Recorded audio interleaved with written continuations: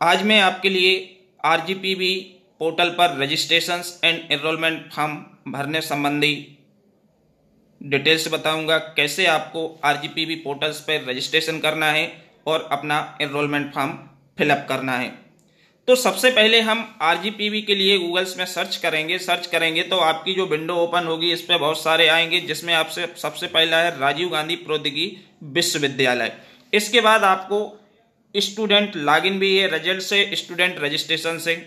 आप direct student registration के through भी आप आरजीपीवी पोर्टल पे जा सकते हो, या आप फर्स्ट वाले इस पे क्लिक करेंगे तो यहां से आप आरजीपीवी पोर्टल्स पे पहुंच जाएंगे। जैसे आप आरजीपीवी की ये विंडो ओपन होती है, इसमें हमें राइट साइड में व्हाइट कलर का, यदि हम मोबाइल से ओपन करेंगे तो राइट साइड में व्हाइट कलर का छोटा सा बॉक्स दिख रहा है, और यदि हम डेस्कटॉप पे ओपन करते हैं, कंप्यूटर पे ओपन करेंगे तो उसमें आपको स्टूडेंट्स मिलेगा। ऊपर जो विंडो खुलेगी पोर्टल पे उसमें क्या लिखा होगा, स्टूडेंट्स पे क्लिक करके आप करेंगे तो आपको पोर्टल रजिस्ट्रेशन। अब जैसे मैं इस व्हाइट बॉक्स पे क्लिक करता हूं तो हमारे ये लेफ्ट साइड में जो ओपन हो रही है एक टैब, इसमें हमें स्टूडेंट्स दिख रहा है। स्टूडेंट्स पे आपको क्लिक करना है। स्टूडेंट्स पे क्लिक करेंगे तो आपका लॉगिन पोर्टल रजिस्ट्रेशन, तो सेकंड वाला ऑप्शन आपको चूज करना है। सबसे पहले आपको पोर्टल रजिस्ट्रेशन करना पड़ेगा। यहां आप जैसे पोर्टल रजिस्ट्रेशन पर क्लिक करते हैं,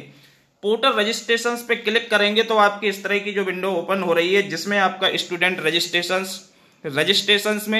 रजिस्ट्रेशंस में your roll number, valid email ID, mobile number, scan काफी आप फोटोग्राफ आप size 100x100 pixels JPG formats and scan काफी आप योर सिग्नेचर, ये आपको रखना होगा। तो आप जहां से भी फिल कर रहे हो, सबसे पहले यदि इस साइज में आपको, यदि मोबाइल से कर रहे हैं तो इसमें आपको क्या करना पड़ेगा, अपने सिग्नेचर किसी भी एक ब्लैंक पेज पे करके उसकी फोटो खींच के इस साइज में आपको जेपीजी फॉर्मेट में बना के रखना पड़ेगी।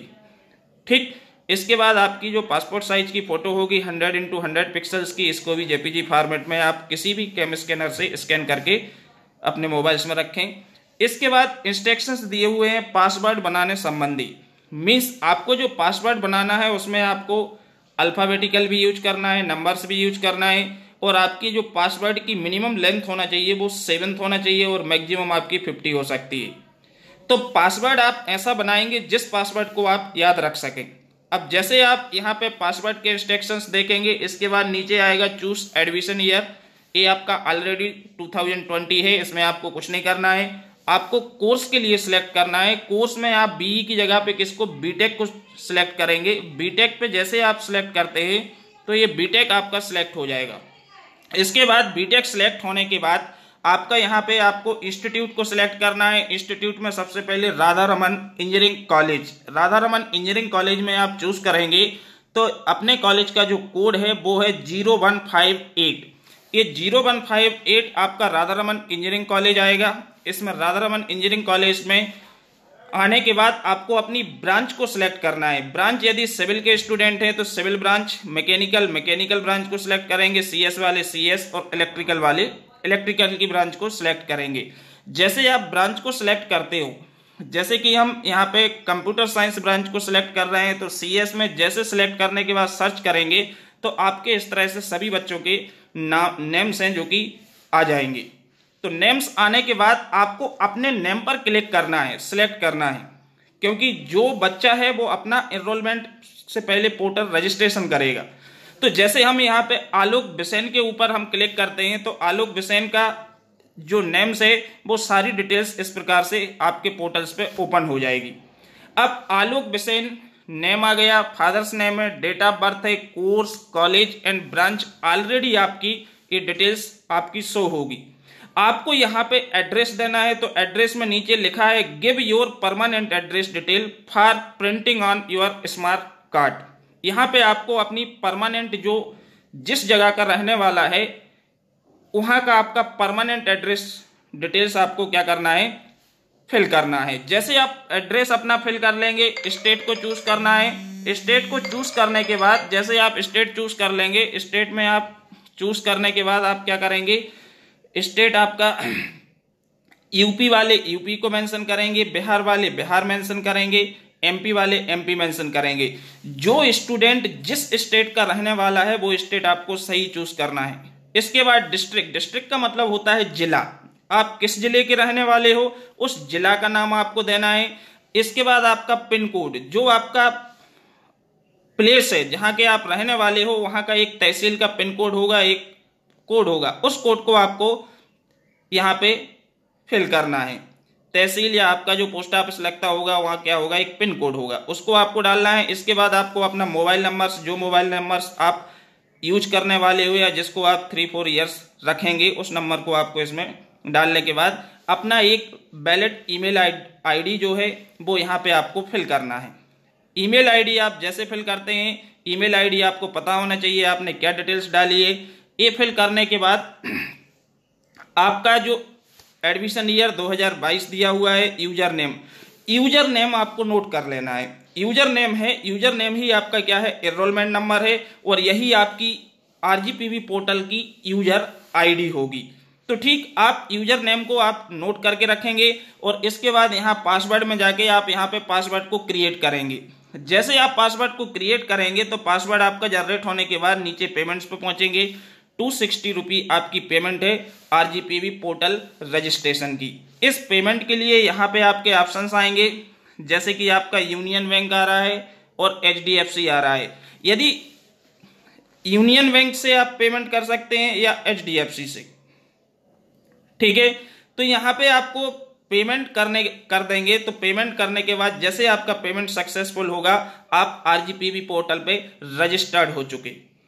अब आप आरजीपीवी पोर्टल पर रजिस्ट्रेशन होने के बाद आपको क्या करना है, यहाँ से बैक होना है और बैक होने के बाद जैसे आप यहाँ से बैक हो जाएंगे, बैक होने के बाद आपको किस पे जाना है, इसमें आपको पोर्टल रजिस्ट्रेशन के ऊपर आपका जो फर्स्ट ए आ रहा है लेफ्ट साइड में लॉगिन, इस लॉगिन पर क्लिक करना है और आप जैसे इस पर लॉगिन करेंगे तो यूजर नेम आपका एनरोलमेंट नंबर है और जो पासवर्ड आप क्रिएट करेंगे इस पासवर्ड को यहाँ पे फिल करना है।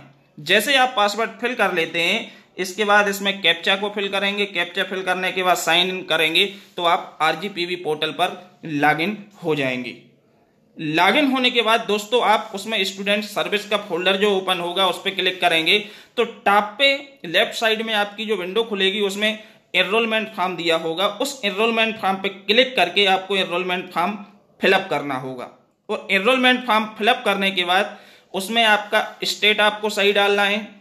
इसके बाद आपका राउंड ऑफ एडमिशंस आएगा तो इसके लिए आप अपनी एडमिशन स्लिप में चेक कर सकते हैं। यदि किसी का क्वालिफाइंग बेस्ड एडमिशन हुआ है तो उसमें आप 10-2 को चूज करेंगे क्योंकि उसमें जो ऑप्शन आएंगे एक JEEE आएगा, एक 10-2 आएगा, एक CLC आएगा, एक क्वालिफाइंग राउंड आएगा। तो एडमिशन स्लिप में आपको जो CLC के थ्रू एडमिट हुए हैं वो CLC पर टिक कर सकते हैं और जो क्वालिफाइंग बेस्ड हुए हैं वो 10-2 पे टिक करके अपना राउंड ऑफ एडमिशन सेलेक्ट करेंगे। इसके बाद उसमें एनरोलमेंट फॉर्म में आपकी बोर्ड का ऑप्शन आएगा, कौन से बोर्ड से आपने 12th किए हैं वो आपको बोर्ड चूज करना है। सारी डिटेल्स फिल करने के बाद वहां आपका पेमेंट होगा। पेमेंट होने के बाद आप आरजीपीवी पोर्टल पे एनरोल्ड हो जाएंगे। जैसे आप एनरोल्ड हो जाते हैं तो आपको अपना एनरोलमेंट फॉर्म प्रिंट करना है और प्रिंट करने के बाद आपके दोनों पेमेंट की रिसिप्ट को प्रिंट करना है और इसके बाद जो भी रिक्वायर्ड डॉक्यूमेंट्स हैं जो आपके व्हाट्सएप ग्रुप में मैंने मैसेज दिया है वो सारे डॉक्यूमेंट्स के आपको बना के मंडे को कॉलेज में जमा करना है।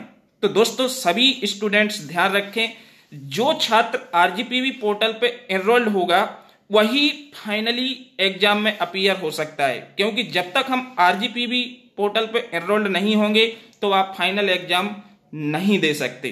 ठीक है, तो सभी छात्रों की कोशिश ये होना चाहिए कि हम लास्ट डेट का वेट ना करें, क्योंकि लास्ट डेट पे बहुत सारे बच्चे एक साथ आते हैं पोर्टल पे, जिसके कारण पोर्टल की जो स्पीड है वो बहुत स्लो हो जाती है। तो कई बार हमारा पेमेंट फंस जाता है और हमको रिपीट करना पड़ता है पेमेंट, तो मीन्स आपका पैसा वो गया। तो आप ये कोशिश करें कि आज कल में आप अधिक से अधिक छात्र आरजीपीवी पोर्टल पर रजिस्ट्रेशन और एनरोलमेंट कर लें। और कोई दिक्कत है तो आप मंडे, ट्यूसडे, और आपकी लास्ट डेट नहीं पहुंचना है। यदि लास्ट डेट 5 फेब है तो हमको 4-5 फेब के लिए नहीं पहुंचना है, क्योंकि हर स्टूडेंट वेट करते करते लास्ट डेट पे जाता है जहां पे बहुत सारी प्रॉब्लम फेस करना पड़ती हैं। ओके, इसके बाद भी यदि आपको किसी भी टाइप की कोई प्रॉब्लम्स आती है तो आप मुझसे व्हाट्सएप मैसेज के थ्रू या कॉल करके संपर्क कर सकते हैं। Thank you.